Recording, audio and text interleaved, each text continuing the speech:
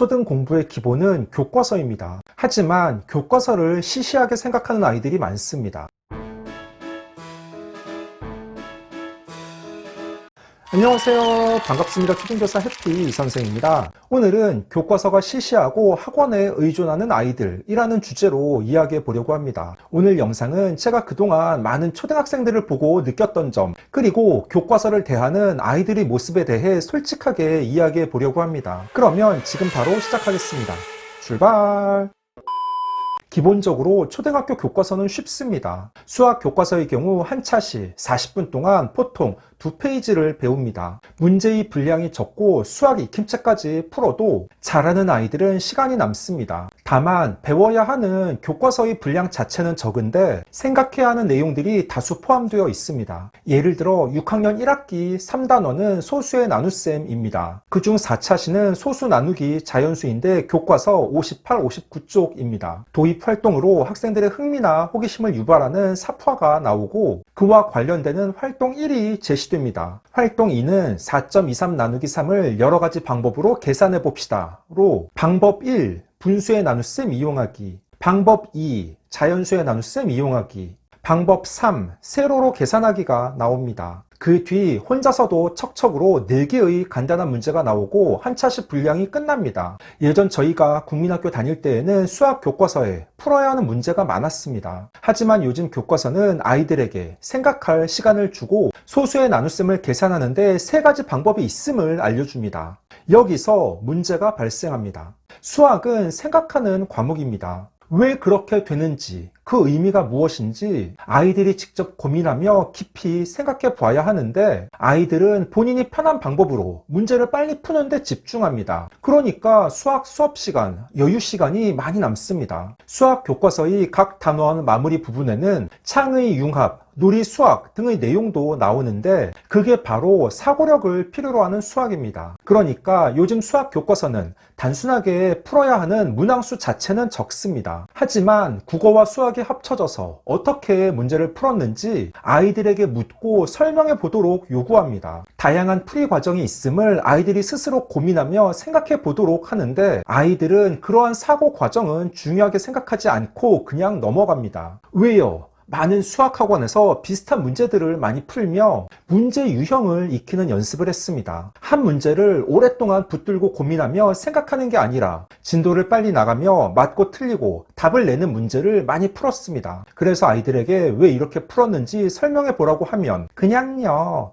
원래 이렇게 푸는 건데요, 공식대로 풀었어요 라고 대답합니다. 어떤 아이는 수학 수업 시간, 학원의 숙제를 하는 경우도 있습니다. 왜냐하면 학교에서 수학 시간, 교과서와 수학 익힘책을 빨리 풉니다. 선생님은 교과서와 수학 익힘을 다시 검토하라고 말하며 부족한 아이들을 지도하는 데 치중합니다. 다 푼 아이는 다시 검토하지 않고 학원의 문제집을 꺼내서 숙제를 하는 겁니다. 그 아이에게 오늘 배운 내용을 말로 설명해 보라고 하면 제대로 대답하지 못합니다. 와우!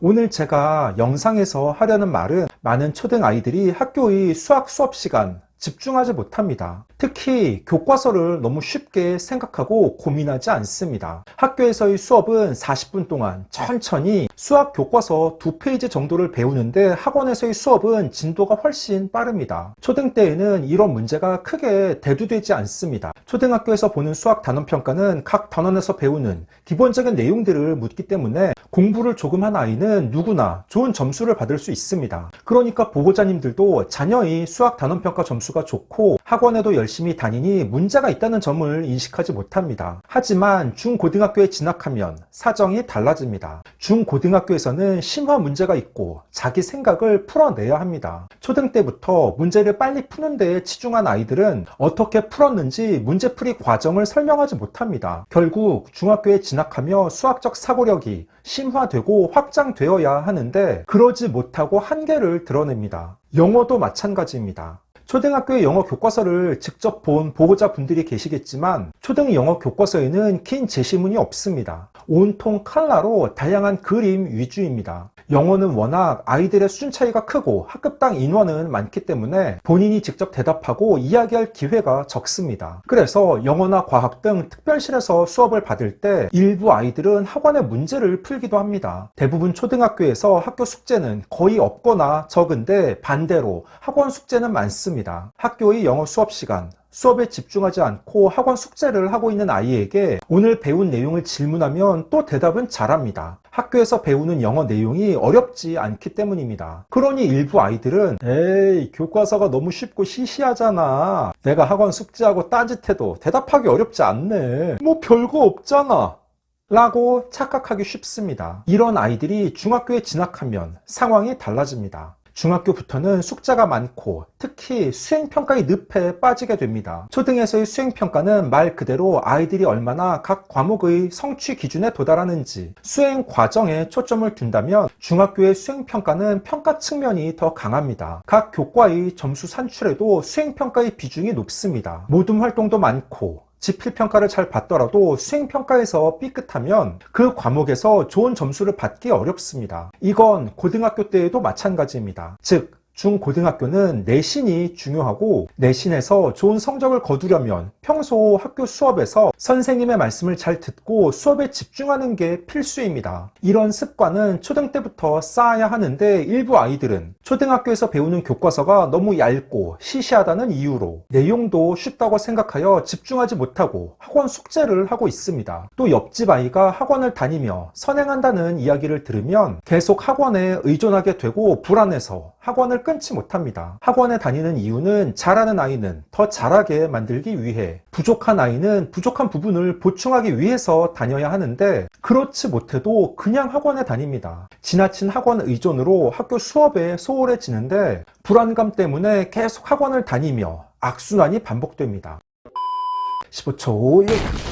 오늘은 교과서가 시시하고 학원에 의존하는 아이들이라는 주제로 이야기해 봤습니다. 초등 공부의 기본은 교과서이고 학교 수업입니다. 아이들이 학교 수업에 집중하며 스스로 고민하고 생각하는 시간을 많이 가져야 합니다. 가정의 보호자들께서도 이런 점을 잘 인식하여 자녀에게 다시 한번 강조해 주시기 바랍니다. 초등 때에는 문제가 있어도 크게 나타나지 않지만 당장 중학교에 진학하면 그동안 쌓였던 게 누적되어 수습할 수 없는 지경에 이를 수도 있습니다. 오늘 준비한 내용은 여기까지입니다.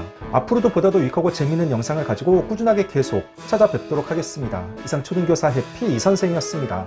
안녕.